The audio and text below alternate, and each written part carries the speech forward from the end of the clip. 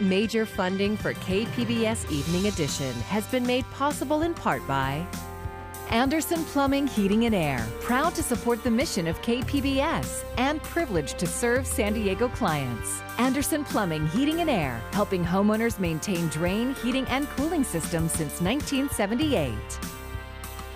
And by the Conrad Prebys Foundation, Darlene Marcos Shiley, and by the following.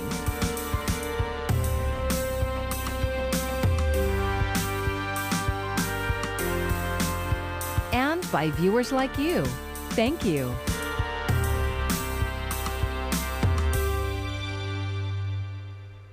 Good evening. It's Monday, March 22nd. Thanks for joining us. I'm Maya Trabulsi, and with the county's busiest vaccination site downtown now closed to make way for baseball, officials are opening up another at-a-sports venue. KPBS reporter Matt Hoffman has more on the new partnership with San Diego State that aims to target vulnerable residents. We're encouraged in general about the position of our COVID response. Our cases continue to remain low. Supervisor Nathan Fletcher and San Diego State officials are announcing a new vaccination site inside of Viejas Arena on campus. The opening of a robust vaccination site at this well-known location offers an important expansion of our ability to not only administer vaccines, but to ensure an equity-based focus to make sure that communities that have been historically left behind, not engaged, not had unique plans and processes in place to ensure their access to public health. Some appointments here will be set aside for zip codes hit hardest by the pandemic. For us, the pandemic worsened already existing health and socioeconomic inequities and highlighted gaps in the system's ability to reach our communities and meet their linguistic and cultural needs. More than a dozen community health workers have been taking the vaccination message to the streets and helping people get their vaccination appointments booked. We speak 21 different languages and dialects. These include Arabic, Somali, Afghani, Kurdish, Burmese, among many others. Together, we are now providing COVID-19 information to more than 50,000 San Diego residents each month. This site officially opens on Tuesday with a couple hundred appointments. Then there are plans to scale up to 700 daily vaccinations and eventually 1,500, but that's all depending on supply. Right now, county-sponsored vaccination sites are delivering Moderna, Pfizer, and Johnson & Johnson doses, but new promising results from an AstraZeneca trial could mean another option is on the way soon. We have some good news today in the field of vaccine. The nation's top infectious disease expert says preliminary trial data shows the AstraZeneca vaccine is about 80% effective at preventing symptoms and delivered 100% protection from preventing severe disease and hospitalization, while there were some reports from European patients about blood clotting. During this trial here, there was no indication at all. The AstraZeneca vaccine still needs FDA approval. Matt Hoffman, KPBS News. Vaccine eligibility recently expanded. If you want to find out if it's your turn and where to get your shot, head to kpbs.org. Just go to our homepage and then click on the Vaccines tab to find clinic locations as well as links to make an appointment. San Diego leaders say the convention center downtown will soon be used to house hundreds of migrant children. These unaccompanied children are among the thousands who have arrived in recent weeks along the southwest border, mostly in Texas, and have been kept in ill-equipped Border Patrol facilities. Board of Supervisors Chairman Nathan Fletcher said the plan came together over the weekend after new Health and Human Services Secretary Javier Becerra directly asked the county for help. These are children, and they have a legal claim and right to be here. And just as we would want for any of our children to do everything we can to ensure a safe and compassionate location to help facilitate them through what is a very difficult time in their lives. And so I think given we have the space. The facility will be operated and paid for by the federal government, which estimated that 90% of these unaccompanied children are trying to reunite with relatives or sponsors in the United States. An opening day for the shelter has not yet been set. County officials say the site will be used for approximately 3 months, and they expect the average stay for each child will be 30 to 35 days. And the crisis at the border is growing as more unaccompanied children and families keep arriving. Border Patrol facilities are packed, and many are being kept for longer periods in what some are calling inhumane conditions. More now from reporter Camila Bernal. This is what it looks like inside a temporary Border Patrol overflow facility in Donna, Texas. These photos show what we've long been saying, which is that these Border Patrol facilities are not places made for children. They are not places that we want children to be staying. But while the Biden administration tries to move children out of these facilities, documents show the number of children held for a prolonged period of time has climbed almost daily. People feel like they can cross the border illegally now without the same consequences they would have faced when Donald Trump was president. More than 800 unaccompanied migrant children have been in Customs and Border Protection custody for more than 10 days, according to documents obtained by CNN. The average time in custody for unaccompanied children continues to hover around 130 hours, exceeding the 72-hour legal limit. We are elevating our messaging so that the individuals do know that they cannot come to the border. The border is closed. But Republicans say the message is not being heard and blame the White House for the increase in border crossings. It's a humanitarian crisis when unaccompanied children cross the border, and it's a hard situation to handle. Camila Bernal, KPBS News. Despite the economic impact of the pandemic, 2020 was a record year for remittances to Mexico. And as KPBS North County reporter Tanya Thorne tells us, those payments are still on the rise. Teresa Mendoza cleans houses in Oceanside. Once she's paid, she wires money to 2 family members in Puebla, Mexico. I know the need in Mexico, and God has blessed me with my job, so I am able to contribute to my family when I can. Money transfer houses like this one in Oceanside are a common stop for workers like Mendoza after paydays. The transfers are known as remittances, and $41 billion worth of them were wired in 2020. 2020 was a historic year for remittances, and it has to do with the government aid that helped workers who then sent money to their families in Mexico. Domingo Ramos Medina is an economist in Tijuana. He says that government aid included stimulus checks and unemployment. Ramos says data from January of this year is also showing an increase in remittances because the U.S. economy is improving. One factor to this improvement, vaccine availability. The vaccine process, among other things, has helped the American economy grow at a more accelerated speed than Mexico. While vaccines are being distributed in Mexico, Ramos says the U.S. is distributing at a much faster speed. As more vaccines become available and businesses begin to open, Ramos says the U.S. economy will begin to show improvement, ultimately impacting Mexico. The growth of the American economy has a lot to do with us. The moment that economy grows, it will help us. Tanya Thorne, KPBS News. San Diego city officials are urging those who have lost income due to COVID-19 to apply for rental assistance. KPBS Metro reporter Andrew Bowen says the city has more than $83 million to give away. The money comes from the 2 most recent federal stimulus laws. Low-income tenants who have suffered financial hardship under the pandemic can have all their back rent covered if their landlord agrees to forgive 20% of it. Bridget Browning leads the Hotel Workers Union, Unite Here Local 30. She says hospitality workers in particular need this aid. The sad fact is that many of our communities were already struggling with the cost of living when our tourism industry shut down. These jobs are historically low-paying jobs, and often those who rely on them struggle to support their families and are overwhelmingly women, immigrants, and people of color. City Council member Raul Campillo says many people have already applied for the aid. But we need to do as much as we can to contact more San Diegans in hard-to-reach areas with billboards by internet, radio, newspaper, interviews, and historically underserved communities as well to make sure that no one who needs this help falls through the cracks. The assistance can also be used to pay off utility bills. Applications in English, Spanish, and Vietnamese are at covidassistance.sdhc.org. Andrew Bowen, KPBS News. It was back to school today for middle and high school students in the Poway Unified School District. It's been a year since many students have been back in a classroom. In-person learning will now take place 2 days a week, and it comes after the CDC updated their recommendations on distancing. The CDC guidelines from 6 foot to 3 foot allows us to have more students in the classroom. So it allows us to perhaps combine cohorts or bring in more students into the classroom. Students can also choose to stay home and continue learning online. Other districts like San Diego Unified and Sweetwater Unified plan to reopen in mid-April.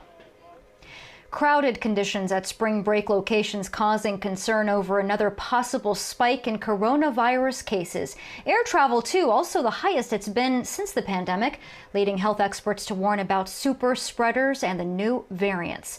Mary Maloney has more. Spring breakers flock to Florida. Skip that curfew. We out here. We out here. No sleep, period. Out of control crowds overwhelm Miami Beach.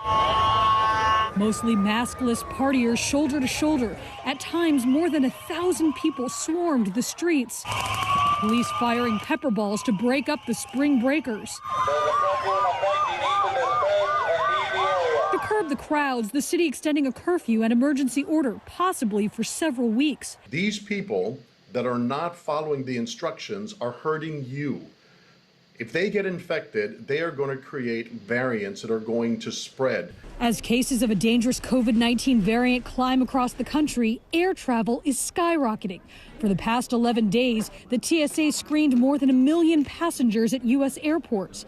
Sunday, more than 1.5 million people flew, breaking a pandemic record. Unfortunately, as a nation, we're trying to do everything we can to give this virus a fighting chance, despite our efforts to begin vaccinating the country. According to the CDC, nearly 25% of Americans have received at least one dose of a COVID-19 vaccine, and more than 44 million people are fully vaccinated.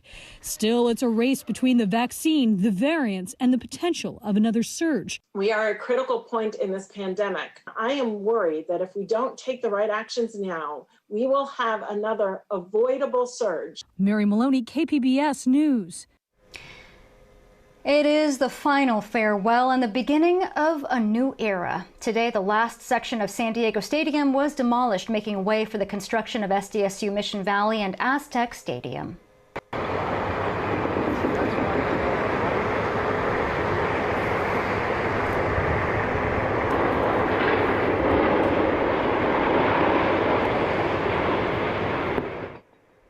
What once was visible from both the I-8 and the I-15, the last light tower and upper bowl area, that came down today. SDSU Mission Valley Development says crews are reclaiming and recycling as much of the existing stadium as possible. So in terms of the concrete and the asphalt of the parking lot, all of that's a majority of that's being ground up on site, will be reused on site for the fill and for the road base throughout the projects. The new Aztec Stadium is set to be on schedule to be done in time for the 2022 football season.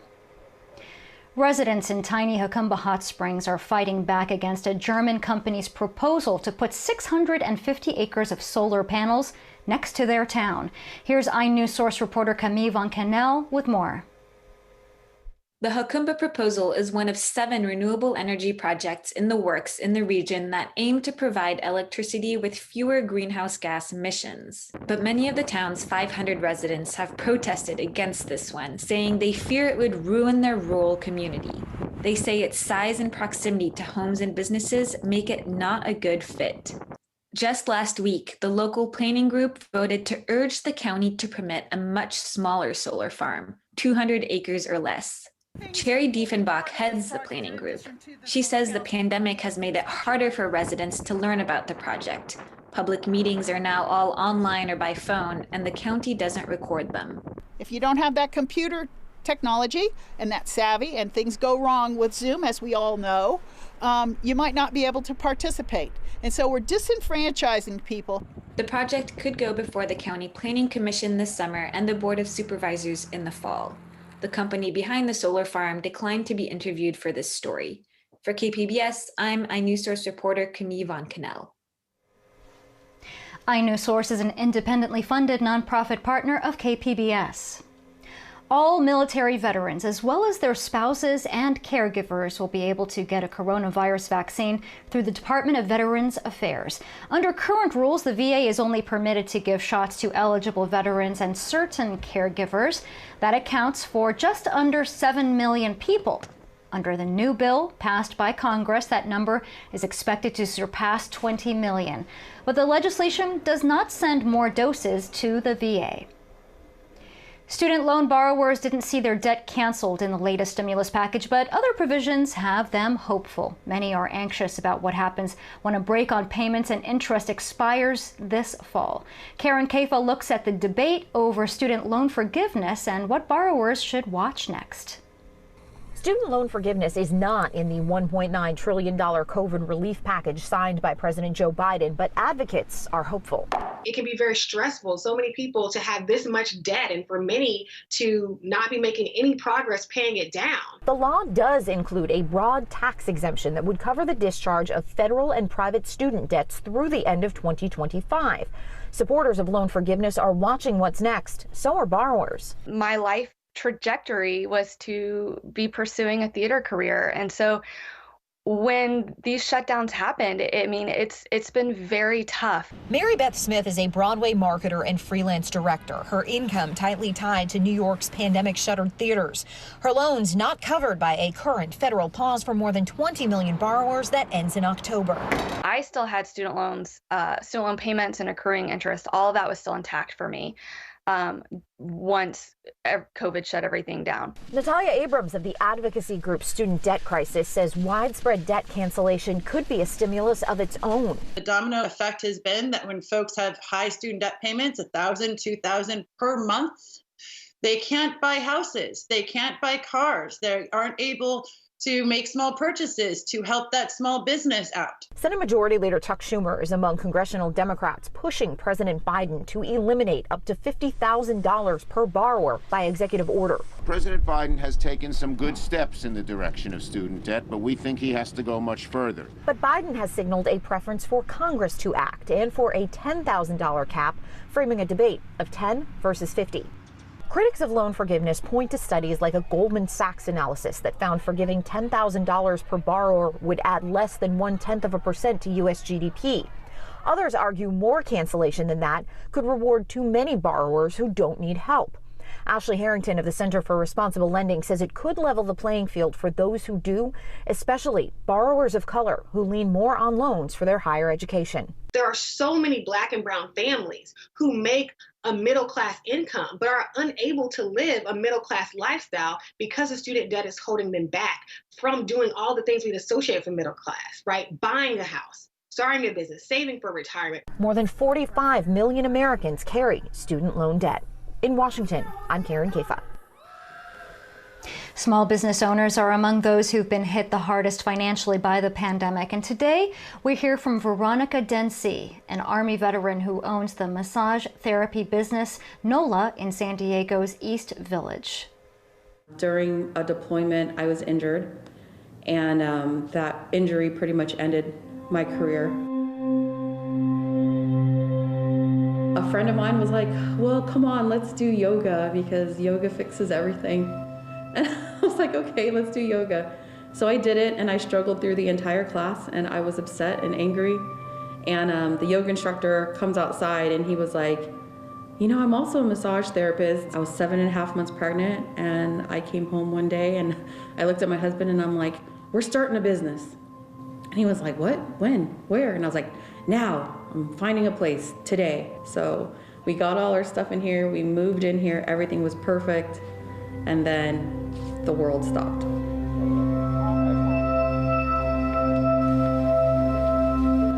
So that first shutdown, you know,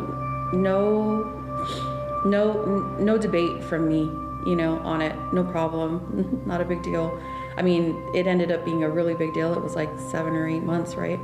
So that was rough. And then we got like a glimmer of hope around Thanksgiving. Christmas is a huge time for us. And then, you know, with Valentine's Day around the corner, it's huge, huge, huge time, right?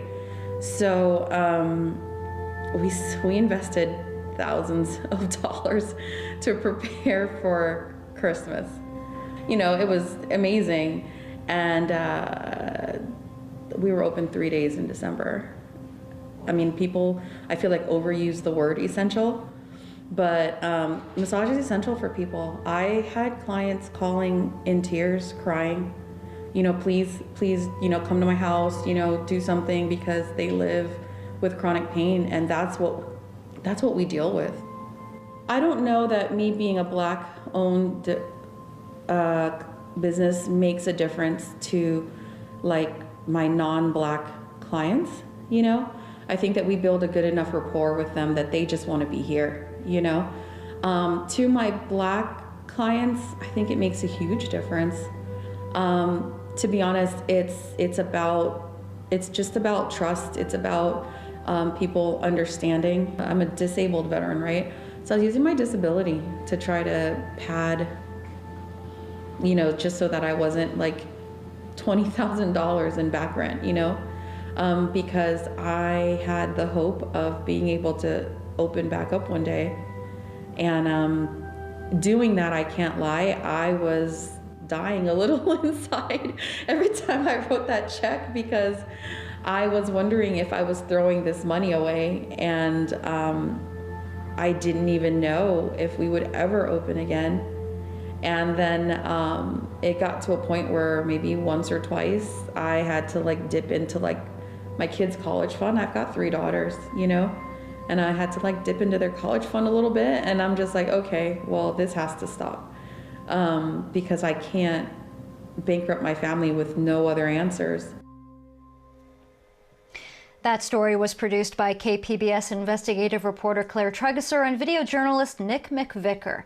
For the other business profiles that we have done, go to kpbs.org/smallbusiness.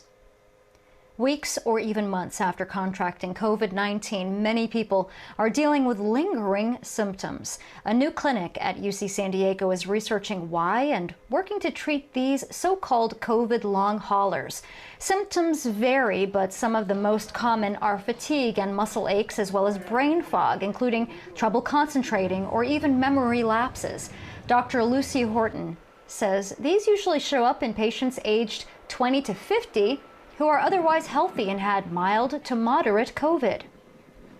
It's really quite concerning how many younger, healthier people have developed long COVID, and we really don't have a good understanding at this point why that is and what are the underlying risk factors for developing long COVID. So really everyone is at risk, and everyone should continue to protect themselves as best as possible.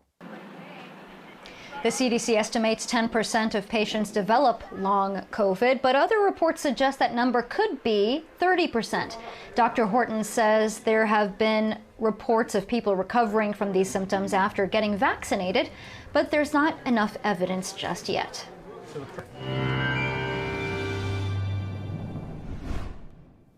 We see some opportunities for a little bit of rain this week. First opportunity for a little bit of wet weather in the areas on Tuesday, and then again on Thursday afternoon. The rain won't be terribly heavy, but there could be some wet spots out there with the areas of rain and some drizzle. Also, wind. Gusty winds will continue right into Wednesday and perhaps even Thursday. We'll see some more wind gusts. Now, for tonight, we'll be looking at some drizzly conditions near the coast. San Diego 56, Oceanside at 49. Here in Mount Laguna, about 35, in Campo, around 40 degrees. Now, for Tuesday, well, another system dropping down through the Rockies, Intermountain West. That's going to push a front down through California. That will keep the winds gusty. And precipitation-wise, not much out there with a marine layer here in our onshore flow. It could see some spotty areas of some drizzle. Mount Laguna, high 42, maybe a passing shower. Oceanside 64, and El Cajon right around 67. Now, during the day on Wednesday, we'll be looking at dry conditions and some strong gusty winds, especially in the mountain sections, interior areas. And then on Thursday, familiar pattern system passes by to our east, but we could see enough moisture being drawn into the area that there could be a little bit of light rain and drizzle in the afternoon. So on the extended forecast, well, there you can see some wind out there, but also our better chance for some rain and drizzle, light, would be on Thursday. And we see the inland sections a little cooler Thursday with some afternoon rain or drizzle. As we check out the mountains, well, an afternoon shower Tuesday, a little bit damp there on Thursday. Could be some snow up in the higher terrain, but it'll be very light. And then as we take you to the weekend, we'll see temperatures starting to rise. We really see that in the deserts as the temperatures warm up to the 80s Saturday. And for KPBS News, I'm meteorologist Mark Mancuso. We have some breaking developments right now involving what had been an active shooter situation in Boulder, Colorado. Details have yet to be fully released, but officers have surrounded a supermarket after reports of gunfire inside. The mayor there has tweeted out about, quote, grieving for losses yet, but not official word on any casualties. An aerial scene did show 3 what appeared to be motionless bodies that were on the ground outside. The FBI is now on scene as well. Here at home, the county's latest vaccination site is opening up at San Diego State University tomorrow. It's set up in Viejas Arena and will be open Tuesday through Saturdays. Appointment availability will depend on the vaccine supply. And the San Diego Convention Center downtown will soon house hundreds of migrant children. The shelter will be operated and paid for by the federal government. Children are expected to stay 30 to 35 days before they are reunited with relatives or sponsors in the United States. No word yet on when it will open. As always, you can find tonight's stories on our website, kpbs.org. Thanks for joining us. I'm Maya Trabulsi. Have a good evening. Major funding for KPBS Evening Edition has been made possible in part by Anderson Plumbing, Heating and Air, proud to support the mission of KPBS and privileged to serve San Diego clients. Anderson Plumbing, Heating and Air, helping homeowners maintain drain, heating, and cooling systems since 1978. And by the Conrad Prebys Foundation, Darlene Marcos Shiley, and by the following: